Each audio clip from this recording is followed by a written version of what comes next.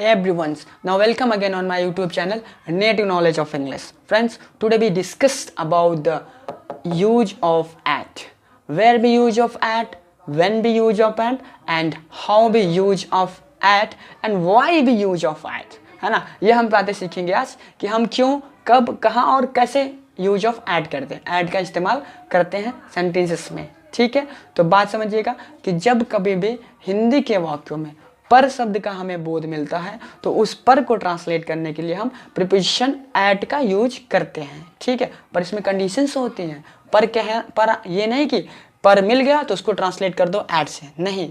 पर कहने का मतलब होगा कि वहाँ पर वो चीज़ उस पर होनी चाहिए, है ना। जैसे एक एग्जाम्पल से समझो, अगर हम कहते हैं कि दरवाजे पर कोई खड़ा है, तो अब देखो यहाँ पे हम दरवाजे पर कह रहे हैं तो क्या कोई खड़ा रहेगा दरवाजे पर? तो दरवाजे के ऊपर तो नहीं खड़ा रहेगा, दरवाजे के सामने ही तो खड़ा रहेगा, है ना। एक बात, एक कंडीशन हुई। दूसरी कंडीशन पर आएगा, देखो कि अगर हम कहते हैं कि दरवाजे पर पेंटिंग टांग दो, है ना, दरवाजे पर पेंटिंग टांग दो, तो अब देखो जो पेंटिंग टंगेगी वो दरवाजे के ऊपर ही तो टंगेगी, पर आदमी जो खड़ा होगा वो दरवाजे के ऊपर तो खड़ा नहीं होगा, दरवाजे के सामने खड़ा होगा। दोनों सेंटेंसेस में हमको पर मिल रहे हैं, पर अगर दरवाजे के ऊपर आ रहा, अगर किसी चीज़ के ऊपर आ गया कहने पर, तो उसको ट्रांसलेट करने के लिए ऑन का, और अगर बस हम कहने का पर हो, जैसे अभी हमने कहा कहने का पर मतलब क्या कि दरवाजे पर कोई है, तो इसमें कहने का ही तो पर है, दरवाजे पर थोड़ी ना है, बस दरवाजे के सामने है। तो इसको ट्रांसलेट करने के लिए हम ऐट का यूज करेंगे। बस ये पर कहने का होता है, पर वो चीज़ उस पर होती नहीं है, उस चीज़ को ट्रांसलेट हम ऐट प्रीपोजिशन की मदद से करते हैं। तो एग्जांपल्स देखो, ज़रा थोड़ी सा डिफरेंस भी देख लेना। अगर हम कहते हैं कि पेंटिंग को दरवाजे पर टांग दो, ठीक है, तो हम कहेंगे कि hang the painting on the wall, है ना। तो अब यहाँ पे इस पर को ट्रांसलेट करने के लिए, इस वाले पर को ट्रांसलेट करके हमने ऑन का यूज किया, है ना। अगर हम दूसरा एग्जाम्पल देखें, हम कहें कि दरवाजे पर कोई है, ठीक है, तो अब देखो इस वाले पर को हम कैसे ट्रांसलेट करेंगे, तो हम कहेंगे कि someone is at the door, है ना। तो अब देखो वहाँ पे पर आया तो वहाँ पे हमने ऑन लगा, क्योंकि पेंटिंग जो थी दरवाजे पर ही थी। अब यहाँ पे पर शब्द मिला, लेकिन यहाँ पर जो इंसान है, मतलब कोई भी है, जो भी है, वो दरवाजे के ऊपर तो नहीं है, दरवाजे के सामने है। इस वजह से इसको ट्रांसलेट करने के हमने क्या किया, ऐट का यूज किया।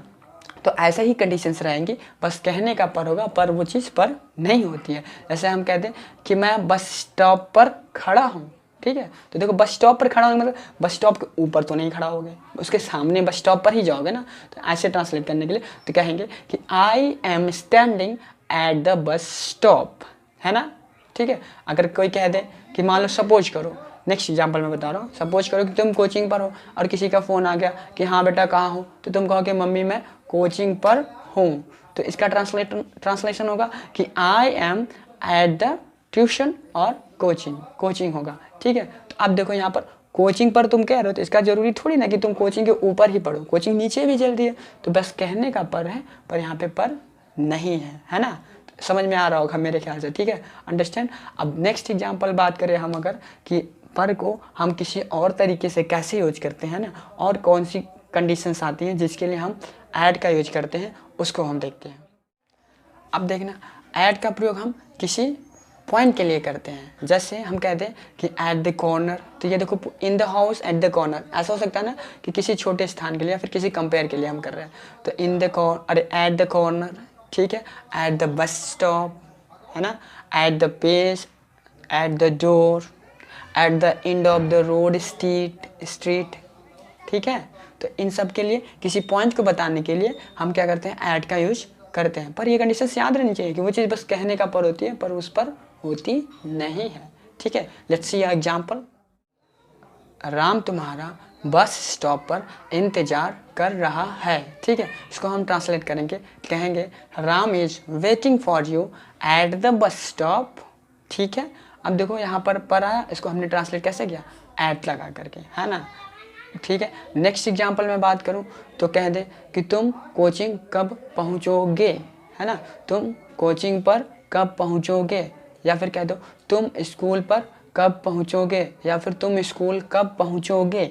इन सब को ट्रांसलेट करने के लिए हम कहेंगे कि when will you reach at the school, है ना।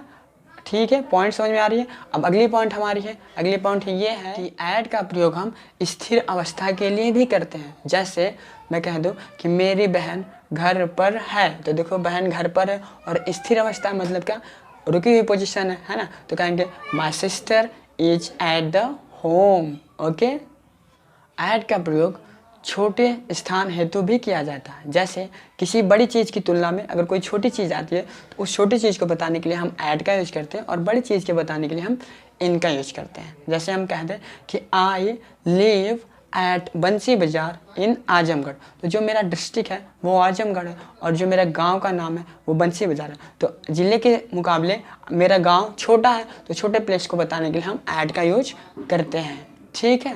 या फिर तुम अगला एग्जाम्पल कह दो कि मेरा कॉलेज आजमगढ़, इन भारत के आजमगढ़ शहर में है। ठीक है, तो हम कहेंगे कि my college is is at Azamgarh in India. ठीक है, my college is at Azamgarh in India. तो आजमगढ़ डिस्ट्रिक्ट जो है इंडिया के मुकाबले बहुत छोटा, तो छोटे प्लेस है तो हम क्या करते हैं, एट का प्रयोग करते हैं। चलो अगली पॉइंट को देखते हैं। एट का प्रयोग हम पॉइंट ऑफ टाइम के लिए भी करते हैं, मतलब एट का प्रयोग हम एग्जैक्ट टाइम को बताने के लिए भी करते हैं। जैसे कि ट्रेन सुबह में 6 बजे पहुँचेगी। ठीक है, देखो 6 बजे को ट्रांसलेट हम एट की मदद से करेंगे, और जो सुबह में है उसको ट्रांसलेट हम इन की मदद से करेंगे। इन भी मैं बता चुका हूँ, तो इनको आप देख लीजिए, फिर इसके बाद एट देखिए। ठीक है, तो कहेंगे the train will arrive at 6 AM in the morning. तो बड़े समय के लिए इन और छोटे समय के लिए हम एट का यूज करते हैं। ठीक है, अगला एग्जाम्पल हम कहते हैं तो मैं 10 बजे चला जाऊंगा, तो कहेंगे I will go at 10 o'clock। ठीक है friends, I hope you will understand. और इसकी इम्पोर्टेंट बात यह है कि एट का प्रयोग कभी दिस नेक्स्ट के साथ नहीं किया जाता है। ठीक है, अगर वीडियो समझ में आई तो please like share and subscribe, और thanks for watching. Till then bye.